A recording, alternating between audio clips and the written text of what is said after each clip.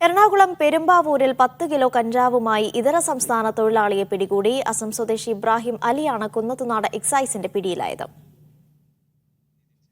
നിതിൻ സേവ്യറുണ്ട് വിവരങ്ങളുമായി. നിതിൻ, വിശദാംശങ്ങൾ എന്തൊക്കെ?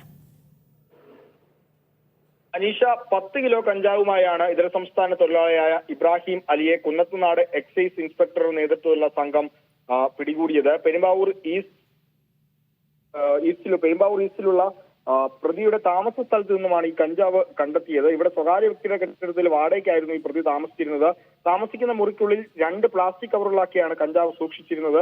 നാട്ടിൽ നിന്നും കഞ്ചാവ് എത്തിച്ച് പെരുമ്പാവൂർ മേഖലയിലെ അതിഥി തൊഴിലാളികൾക്ക് വിൽപ്പന നടത്തുക എന്നതായിരുന്നു ഇയാളുടെ ഉദ്ദേശമെന്നാണ് പോലീസ് പറയുന്നത്. കഴിഞ്ഞ കുറച്ച് ദിവസങ്ങളിലായി എക്സൈസിന്റെ നിരീക്ഷണത്തിലായിരുന്നു ഈ പ്രതിയായ വ്യക്തി. 2 ദിവസം മുൻപ് കുന്നക്കാട്ടുള്ള മലയിലെ സ്വകാര്യ വ്യക്തിയുടെ കെട്ടിടത്തിൽ നിന്നും ഇയാൾ ഈ കഞ്ചാവ് ഇങ്ങോട്ടേക്ക് എത്തിച്ചു എന്നാണ് പോലീസ് പറയുന്നത്. അസംബാബ എന്നറിയപ്പെടുന്ന മുന്തി ഇനം കഞ്ചാവാണ്.